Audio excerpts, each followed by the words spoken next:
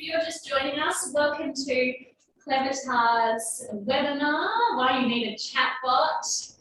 We will just take a little bit of time while people are joining us. We're expecting quite a few attendees today, so we'll give them a few minutes to come on in. If you are here now, let us know in the chat where you are joining us from today. We'll get into some introductions shortly.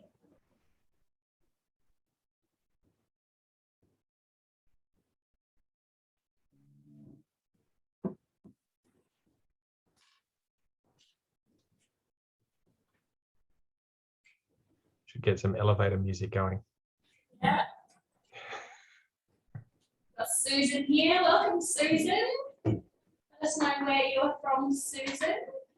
Thank you for taking some time out of your day to learn about chatbots. This awesome technology. Just from the ABS. Yes, Susan. I suspect Tanya knows you. Welcome.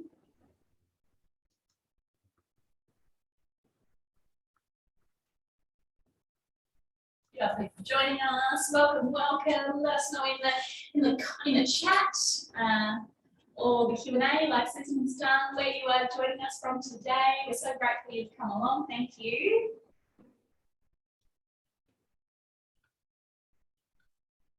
We'll give it one more minute and then we'll get started.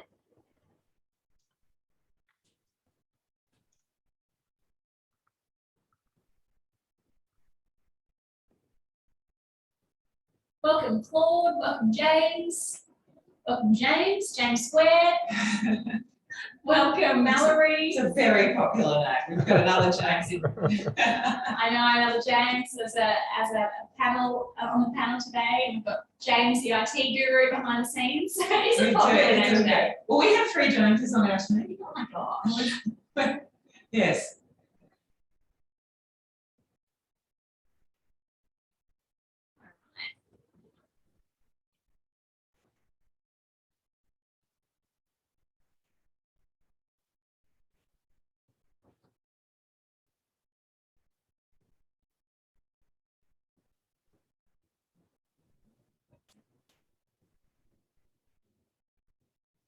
Right, we might get started because we want to respect your time. Thank you for joining us today. My name is Amy Springhall and I'm going to be facilitating the Q&A part of today's discussion, and I am joined by the wonderful Tanya Newhouse, the director and co-founder of Clevertar, very clever person.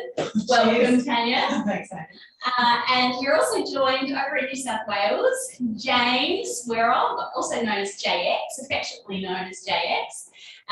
Who is going to be sharing some insights later on in the presentation and throughout the presentation today, and also a very knowledgeable but down-to-earth and helpful person. So welcome, James. Thank you, Amy. I want to begin by acknowledging that today we are, although this is a digital session coming to you from the lands of the Kaurna people, we acknowledge that they are the traditional owners of this land, and that we acknowledge elders past, present and emerging, and acknowledge that they have been having conversations like this for many, many, many, many years. We are going to get stuck into a presentation today. This is going to be really kind of two-way. We don't want this to be a session where you just have to sit back and get talked at for an hour. No one wants that. We want this to be really tailored to you and really helpful. From spending a bit of time getting to know the team here, I know they are genuinely really interested in helping people understand this technology, work out if a chatbot is the right fit for you, if you actually need one or not. And they've got a lot of experience when it comes to businesses and organisations working through those pain points of, gosh, our phone rooms are really busy. We can't keep up with the demand, and giving them a tech solution which helps them have those conversations at scale. And the bit that I like about it is that lets their staff, the people that work in these organisations, actually tackle more complex, interesting work, not the questions like, what time do you open today? You can get a digital chatbot to answer those ones and let your staff do work that is actually going to be more fulfilling. So with that said, let's get in. I'm going to hand over to Tanya to run us through some key lessons, and then we'll have a bit of a Q&A later. Thanks, Amy. It's lovely to be here. And thank you for joining us, everyone. I'm going to start today with, I guess, a question for you. Would you mind letting everyone know in the Q&A chat where you are on your chatbot journey? I think this is relevant. It's certainly relevant for us to get to know who I'm speaking with today, but also to let other people know where you are as well. So perhaps if you wouldn't mind just throwing 1, 2, 3, or 4 into the Q&A, and we'll get an idea of where everyone is sitting. Oh, you don't bother chat. Yeah, Mallory's 4. It's ready to discuss, review options. Thanks, Mallory. It's great. Sounds like done some research. Anyone else? I know I was at number 1 before I started working with these guys. Susan is 4++. She's ready to talk. Well, it's also just to add, it's ready to talk, but also if you've already got a chatbot. So I guess it's sort of both. If you've already got one all ready to talk, I would say 4 could be. But yeah, if you're getting close to, maybe thinking about getting one, you might be at 3, or a 2 might be just started to finish your research and have an idea of some of the terms that we use. Sam is with Susan. This just helps us get clear on where you're at in your journey and your understanding of this technology and customer solutions, so that we can tailor the rest of the conversation to the audience. Well, I'm happy to move forward. I really appreciate that. What we find is that customers are really, or prospects are really at a range of places in their chatbot journey. Conversational AI is still relatively new technology. And there's a lot going on, it's actually really a very noisy space. So what I thought I'd start by doing is talk about what a typical customer of ours looks like. Now, why? So in terms of organisations who are taking up chatbots, I'm going to do like what academics do, where they kind of take a general summary of their customers and put them into one person. And this is Steve, and he's the head of customer service or perhaps marketing or even a CEO, but certainly the person who's really interested in how customers engage with their brand, with their company. Steve has a contact centre. It might be for a mid-sized organisation, it might be, say, 20 people. And that contact centre won't operate 24/7, generally speaking. There might be demand for 24/7. There might be a lot of use of their website after hours. And certainly digital is a great solution, absolutely. But there's reasons why we don't go 24/7. There needs to be a very strong business case for that. It's very time consuming to manage. Offshoring is an option, but a lot of companies and our customers as well, for cultural and language reasons, are really making the active choice not to offshore. So the customer who has queries at after hours or even in hours and are struggling to find the answers on websites. And this is very typical, and it's not surprising because products are getting more complex. Products are and they're more extensive. And so finding answers for product selection or support through a website is actually quite hard. It's no one's fault. Products are complicated. And so what Steve's really concerned about is how those customers are interacting with their brand, and they're particularly interested in reviews. 90% of customers are influenced by other people's reviews. So when a poor experience happens, it really matters. And what we're seeing is that reviews are becoming part of the KPIs for a customer service manager or for a marketing manager or for a CEO. And that's because they directly impact the cost of customer acquisition. You know, a good review amplifies advertising. A bad review means that advertising needs to be ramped up to overcome that. So cost of customer acquisition is crucial there. A poor customer experience impacts customer churn. 35% or even greater, actually, I've been reading some recent data on this, so customers will avoid a brand because of poor customer experience. And both affect the lifetime value of that customer, and so it absolutely impacts the bottom line. And this is where how we deliver customer service is crucial as part of the marketing experience, marketing budget. Now, if we think about our government customers, and so we indeed have government customers also, the situation for them is a little different, but it's still driven by that need for customer engagement and a positive customer conversation.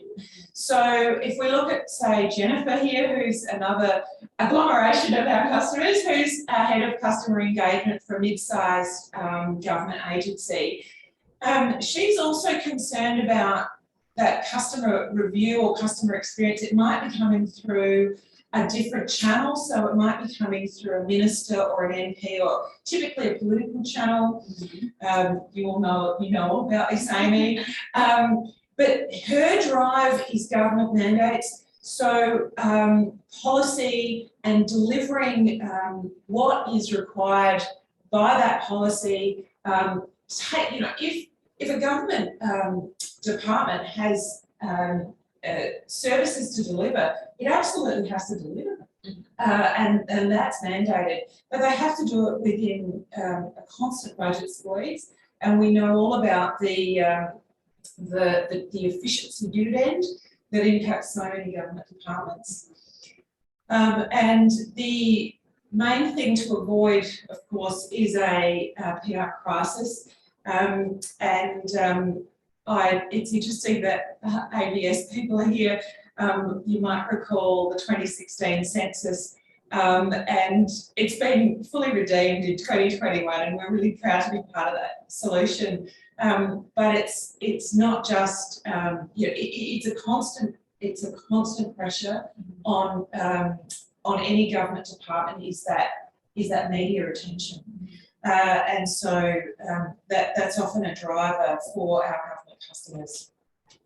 So in terms of conversational AI options, there really is a need for customer conversations at scale and valuable customer conversations and conversations that are meaningful and delivered at scale. So the options available the options that are available for Steve and Jennifer are really fourfold. I'm going to go into these in a little bit more detail, but they can use a simple template off the shelf. They could engineer a bot internally. They could pay for bespoke, or they could build or buy a virtual human. And I'll just give you a little bit more background to how the industry looks. These are complex and large industry chatbots. So I'm going to give you a bit of a breakdown of it. There's the chatbot technology suppliers.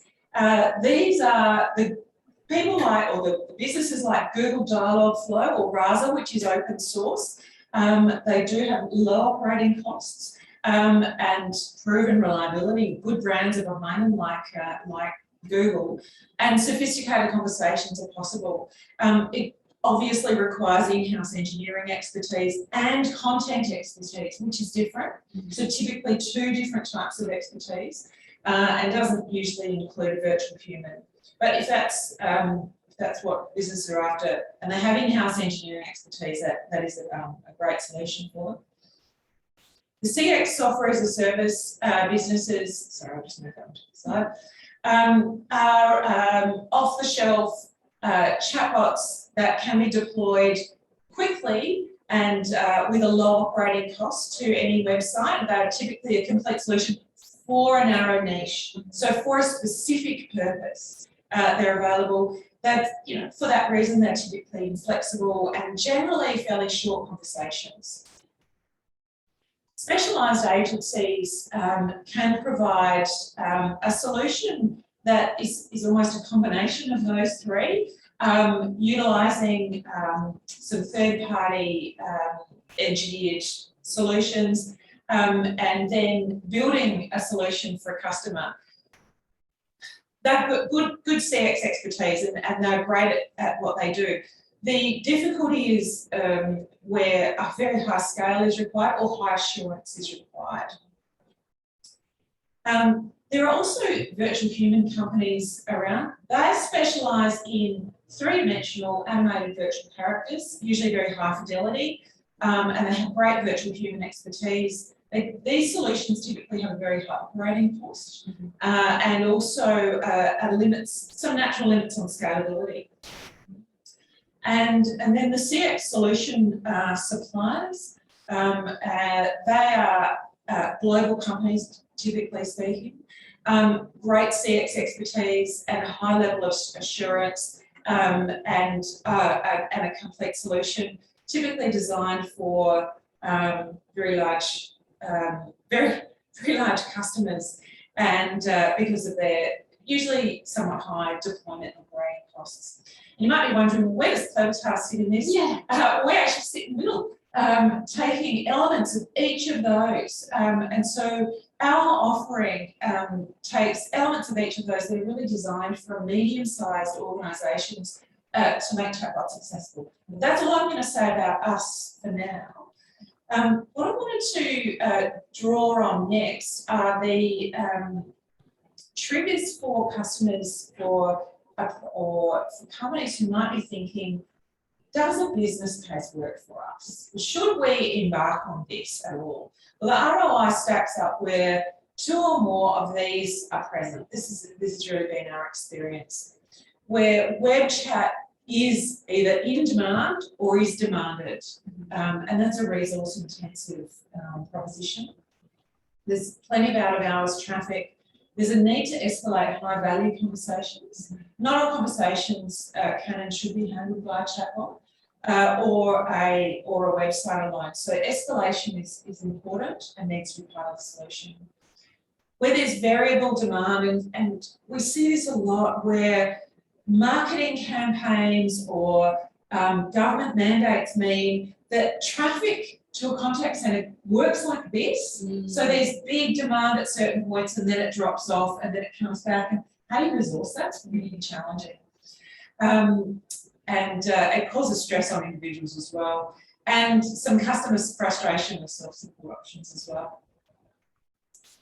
And these are, very key to a good CX. So our solution and our approach really works on the idea of creating a lean chatbot first, and this is our recommended approach. We in fact have coined the phrase minimum viable bot, and our MVBs are designed to deliver an engaging experience. By the way, anyone can create this. This is not just a Clevertask solution, but this is our recommended approach. A very engaging solution for customers, an engaging experience delivered in just a few days or a few weeks, not months. So the idea really is to learn from real world and real life customers in engaging with your own bot. So not what the theory says, or not what you think is going to happen, but what actually happens in the real world. And it's designed to iterate. And one of the things that's absolutely fascinating, and this is actually from our own history. So we have academic roots, and we've done quite a lot of work in mental health and in psychology, including quite serious applications. And we find that people are really very honest with bots, and actually more honest than they are sometimes with people. And that's because the bot doesn't judge them. So they will say things. I mean, you will hear what they really think. The really powerful part about that is that it can be used both to iterate fast, that bot, but also the entire CX offering of the business. And so what our customers find is that the information, the voice of customer that they're gathering, they're utilising in other parts of their web experience, other parts of their customer support experience, because they're learning what they didn't know before. It's one of the often surprising value points that customers get from using a chatbot. So we recommend a lean chatbot project. Learn from customers. And I wanted to finish there because I don't want to encroach too much on Q&A. I want to allow our audience to ask questions that they might have, perhaps about our approach or what our customers' experience has been, or what their questions might be. So I'm happy to hand to you, Amy, and also to JX in Sydney to help me answer some of those questions. Yeah, thank you, Tanya. Now, as you said at the outset, we want this to be a two-way conversation. So that's why that portion of the session was quite brief, because we actually want to help you get clear on, do you need a chatbot? What's the next best step for you? Jump into the chat or the Q&A with your questions. Please take up the opportunity to pick Tanya and JX's brains and to try and work out if this is for you.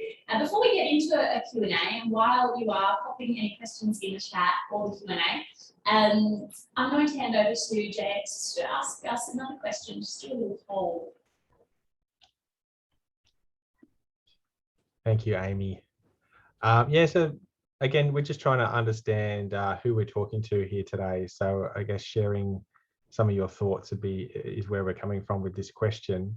But it's, after you're hearing that little brief presentation, but what do you think your biggest challenge for your organization to creating a chatbot channel is?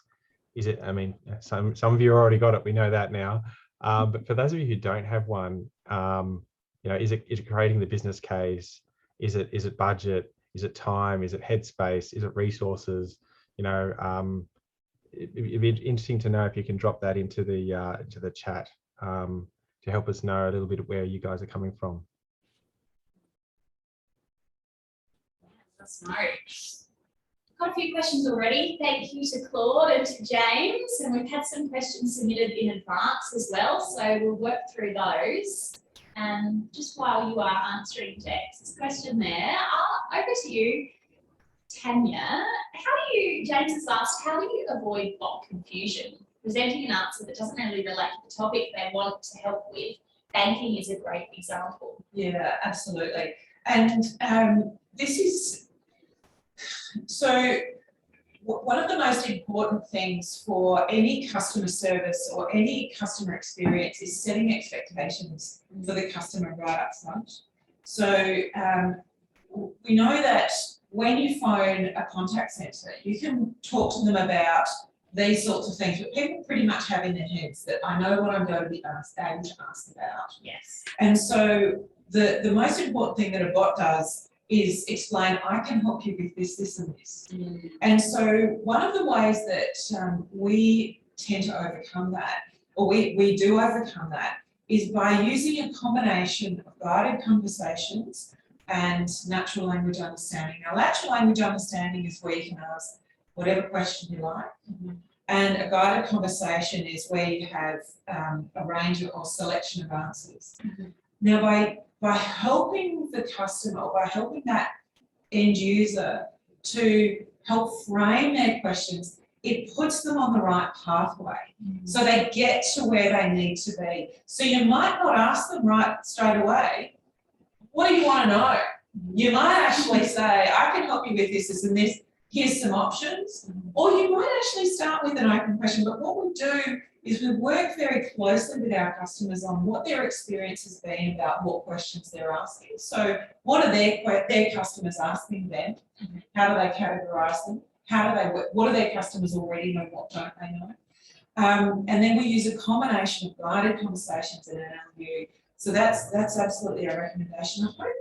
I hope that answers the question. Is it fair to say then you would start with a guided conversation? So that might be the starting point. So you're kind of funneling people, giving them a bit of direction.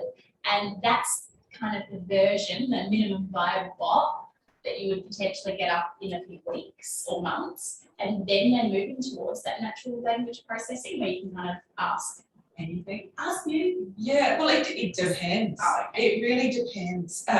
sometimes we take that approach and sometimes not, and it absolutely depends on what assets are already available to us in terms of developing a bot, what the customer already knows about their customers, and what their objectives are. So it depends. Sometimes yes, sometimes Yeah, if I can add some I guess stories on that one as well. I think the depends part of it is quite an easy way to get out of it in a way. But through our process of joining our team to collaborate with your team, you guys usually know the domain knowledge, and you have that within your customer support or whoever manages the content around, whether it be your product or services. But I think some of our clients like to have the ability for their audience to ask things in their own way sooner rather than later, and others are okay to wait until we have more knowledge, more data, as Tanya said. So once the chatbot's been up there for maybe a month or even a week is more than none, right? But even a month or two gives us a lot more data. So I think in some cases like Department for Education, where they really wanted to have NLU free text answers, questions for their audience to be able to ask things straight away, we just spent a little bit more time up front, like an extra week or two, to ingest a lot of their email support that their team had received, because that's the customer's voice. So we're actually using the words that their customers asked. And we actually, and it was the same with recordings of voice support from their customer service team. So we used those two data points to help train the AI and set up the program to be able to really minimize the as I can't remember who said it, was it Sam said, the nuff answers. We don't want to have, we want to try and reduce those. And then I guess in terms of just change management going forward, it's not where we sort of set up the chatbot for our customers and sort of let them roam free. There's a sort of a hand holding and a regular cadence set up to check in and retrain that. And so in the first month, it's usually more frequent, could be weekly, could be daily, depending on the scale. And then as things become more known and the baselines become more well set, that usually becomes a monthly type of check-in to help make sure that AI is doing as we would expect, and to really reduce the risk of the nuff. And in some cases, it also raises up new types of requests, because you are getting that customer's voice, and they're asking questions about X, Y, and you've only got answers around A and B. And so that can help if it's the web team or the product team, to actually create that content. Great. Thank you for that, James. Thanks for your thoughts as well. Free text is free speech, fast, intelligent, facilitated solution, and guided in this view it can often be frustrating and slow to get to the solution. Sam has jumped into the chat as well. He says, are you led by the customer in terms of the type of chatbot to be created, i.e. free text, guided, or do you make a suggestion based on what you see are the customer's needs? Yeah, it's a great question, Sam. I think if I can take the first stab at that, it is a combination of both. And a lot of it comes down to those initial workshops where we're really we're understanding what the goal, where the chatbot fits. Is it to qualify someone into a product or service, or is it to help them get their answers sooner rather than later? And how many, where does the human fit into that journey? And so sometimes it is all the answers are on the website. They're just, it's like Tanya said, it can be complicated. And so we streamline and help them through nurturing them through to the right resource. But other times it's qualifying them in, getting some information from them. And so you need to have more of the NLU become part of that journey as well. So, and that's where it's great to have a platform that we've got, but it's also the solutions team that really power that. And so your team doesn't have to become a chatbot expert. You're leveraging our team's experience in really setting up the platform for success. I think there's actually something interesting in this question. Do you make a suggestion based on what you see are the customer's needs? So that really speaks to personalisation. So understanding what are customers doing on the website. So for example, what were they doing before they asked the chatbot that question? I think that's really where this is coming to. And I think that's a really great question because by personalising the conversation, by knowing this is what's happening, it's providing context. And conversations always happen in a context. And so if we can know what customers are doing or what the audience is doing on your website before they interact with the chatbot, that's so valuable. And we use that data. We absolutely use that data. So how do you find that out? Is it through like website heat mapping or? So there's a range of methods that we use, but it's really, I mean, we're getting into the kind of solution there, but Yes. it's the point about personalisation is that's absolutely the direction that chatbots are going globally. So we see a day when chatbots can talk to you about what your particular issue is based on what you've done before, not just based on what you asked, but based on who you are, for instance, what you're doing, knowing who you are. Now, obviously, there's a lot to be worked through in terms of privacy, security. Not everyone's going to want that, but the opportunity for creating personalised conversations is absolutely where conversational AI is going. And it really speaks to the power of the technology. Stuff. A couple of questions. Claude's asked, do you integrate with Facebook Messenger? And then James has also asked whether it can be applied in email replies. Sure. Well, I'll speak to the Facebook Messenger piece first. Yes, we do. I mean, that's probably just the short answer. The question really is, what is the marketing strategy already in place around Facebook? What is the how does that channel work for you? Where is the engagement needed to be happening? So that needs to be part of an overall view. Yeah, and I think to answer James's question around, we see chatbots working on websites daily, more in phones now, agreed there. Can this be applied in email replies? I think if I understand the question correctly, is can we automate email replies? And I think there's definitely different ways to do that. And I think potentially it can be, and again, I don't know your whole situation, if there's a monitored email box, then there's things that the email system can do. But if in that journey for that customer, why are they getting into email first? Can we start nurturing them and potentially providing support on the website before they actually get into their email? So I think, yes, there's definitely escalation points and summaries and outputs from our chatbot that can get into email, and that's pretty common for most chatbot to have exports and things like that to email. But I think the interactivity with emails is probably, I would say, it's almost like breaking the journey, because at the moment, if they're in email, then yeah, they're probably waiting for a response back from somebody. But if they're on the website and they're looking for information, having a chatbot there can definitely get the information back to them, or at least qualify it, and then set their expectation that a human will get back to them within a certain time period, or escalate it to live chat or web chat, however you want to call it. I hope that answers the question. I think this question is actually asking about NLU in email and using bot replies. And look, it's not something we do. It's not the focus that Permatar has. But heck, I'd love to see, a web bot, an email bot, and there's a lot of them, replying to another chatbot. Yeah, absolutely classic.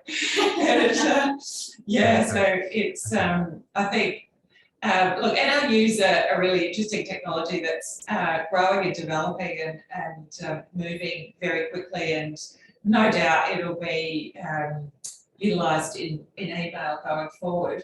But where it works the best, in our view, is actually in real-time conversation, because that's when you have an email's asynchronous, whereas a real-time conversational interaction is where NLU works really, really well, and that's our focus. Yeah. I think one of the other comments from James was also guided equals frustration and slow to get to a solution. I think that's an interesting point, and I think, you know, definitely some of the banking solutions out there can seem very slow, and then you can almost get stuck on the chatbot merry-go-round where you just go back and forth all the time. I think, again, that's where one of our ways to tackle that challenge and not have that happen is having our solution team really work and understand what the journeys are. And yes, we're going to potentially, when we don't have a lot of that initial data, like I gave the example with the Department for Education, you know, without giving them their free text data entry to ask any questions straight away, we give them a guided, but it's like minimal. So we really try and optimize that. And then, yes, like Tanya said, we get things out there sooner rather than later, but we watch and see how the actual users are interacting with it and tweak it as the data shows, like what trends are being selected, what pathways are people getting through. And a lot of it can also depend on how complex or what the existing analytics you have on your website to know what the customer's journeys are through your existing website. Or other, you know, support means. But I hope that sort of helps, because there is a big difference between, you know, I like to use the analogy. I'll tell the quick story, which took a little bit of time. At the Bunnings analogy, I think most of us have all walked into a Bunnings, and if you're going in there looking for deck oil, you don't necessarily ask the person at the very front of Bunnings what type of deck oil you need, and you tell them all the type of wood you've got and, you know, exposure to sun and all that sort of stuff. You just ask them where the paint is, and then they point you in that direction. And so that in the physical world, we have that situational awareness of the environment we're in. But on the online environment, if you just see a chatbot window or a widget, and you got a free text box, most people generally go straight into that deep level. And so what the guided multiple choice answers can do is act like that first person at Bunnings does, and sort of qualifies, and what aisle do you want to go into first? And then you allow them to ask the free text there, because you're better off to. Results have shown that the customer experience is usually better served that way. Hopefully that helps. Great analogy. Mallory's asked, how easy is it to review journeys over time? E.g., you build 10 journeys. How can you discover the missing journeys and add other journeys that weren't initially planned for? Great question. Oh, I love that question, because that's absolutely the bread and butter of chatbots, actually. The cool thing about hearing the voice of the customer is that it will become quite clear where customers are becoming stuck. So it'll be both the free text inputs as well as the clicks that customers are using through that chatbot will actually make that and expose it. So we've had customers where we've started with 15 journeys and ended up with, well, actually scores of them. So it's a great way of developing and iterating. In fact, it's crucial. So I appreciate that question. Yeah, I think what I was going to add was that, you know, our platform captures a lot of metrics. And so our reporting dashboard of choice is Microsoft Power BI. And so a lot of the data can be surfaced through that. And so through our monthly check-ins, quite often there's recommendations made by our team who analyze the data for you.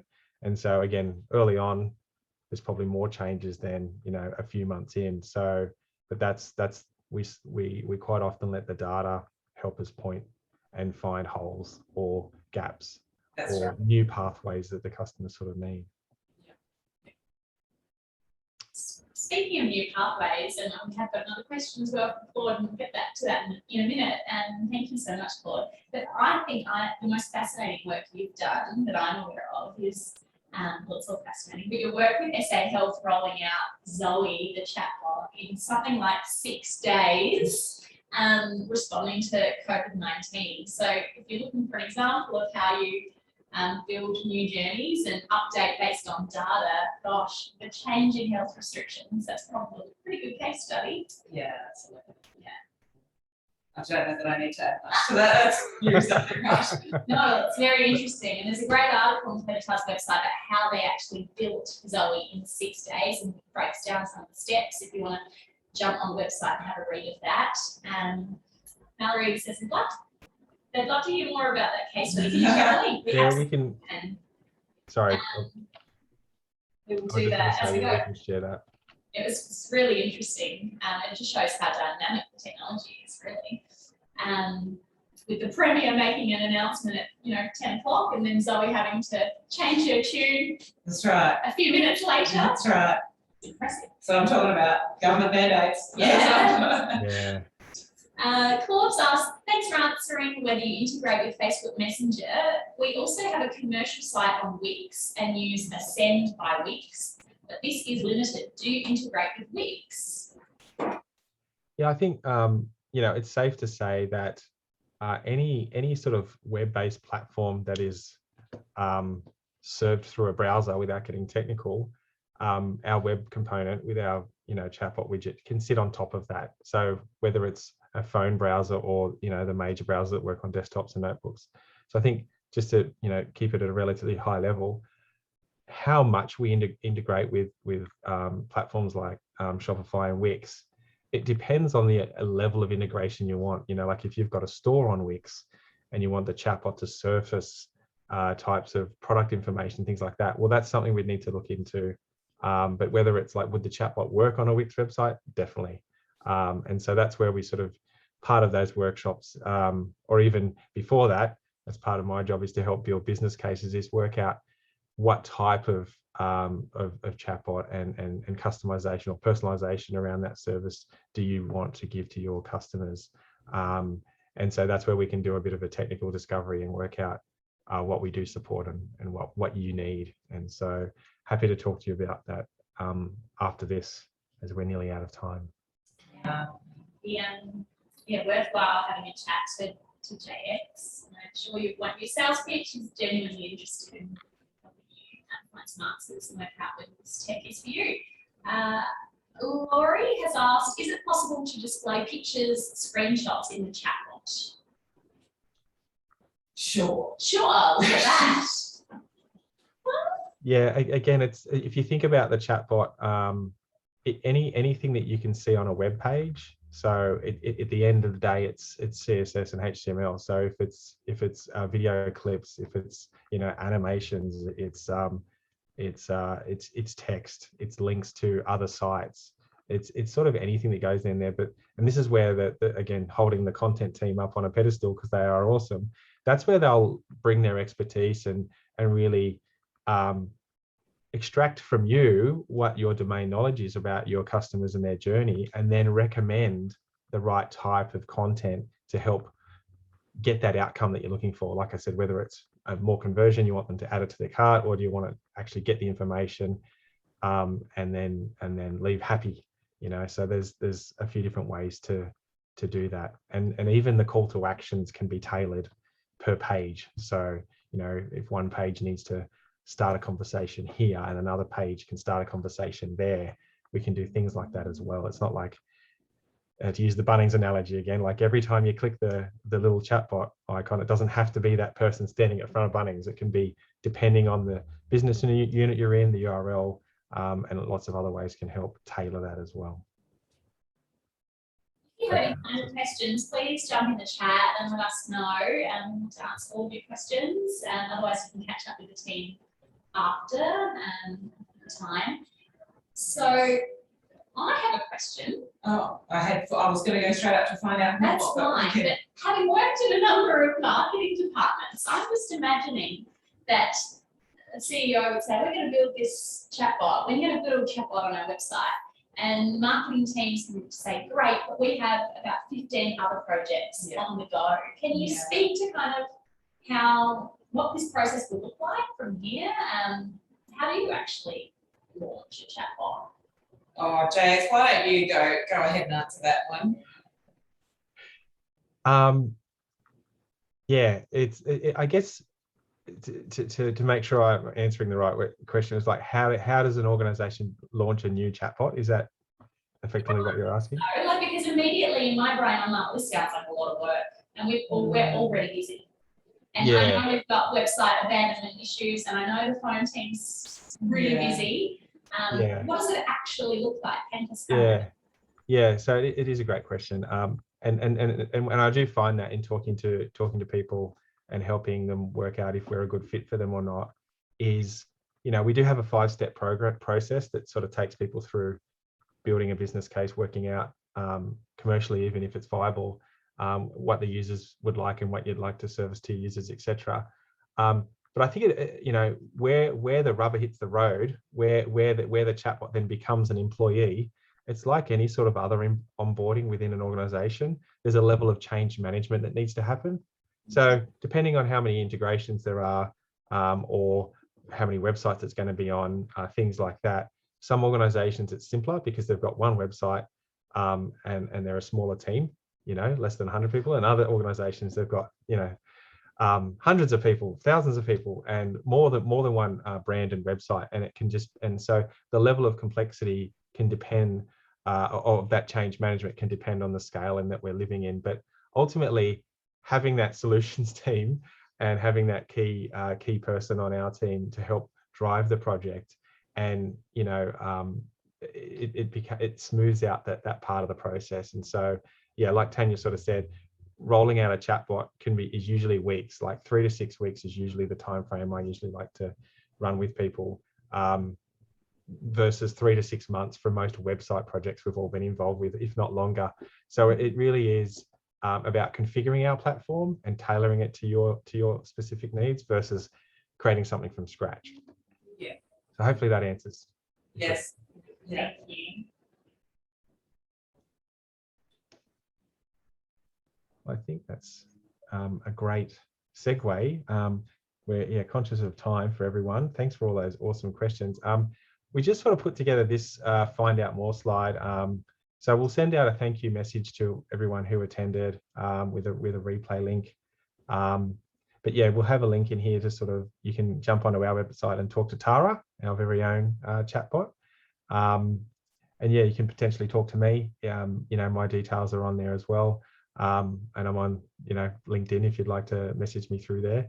But and on this PDF that you'll get, there's a book a call, so that goes straight into my calendar. And look, it can be a 5 to 10 minute conversation around just validating some of your ideas or some of your questions. Happy to do that, because I know some people maybe didn't put it into the chat initially, but in that 1 or 2, they're still researching and they're not quite ready to talk. And other people might want a 30 to 40 minute slot in my calendar, just who are closer to forming that business case. So I'm happy to that's my job, is to help people scope things here. And then, yeah, I've created a sort of a chatbot resource PDF, which I'll share, which has sort of some links depending on which stage of that sort of buyer's journey you're at the moment. So yeah, thanks again for all those awesome questions, and I've enjoyed answering them. Thanks. Yes. Oh no, thank you, James, and thank you, Tanya, and thank you to our fabulous audience. Mallory says thank you for chiming in. We'll make sure you get a copy of the case study of the SA Health article as well. Mallory, thank you, everyone. We will make the slides available as well. So if you want to go back through that today, we'll make sure those are available to you.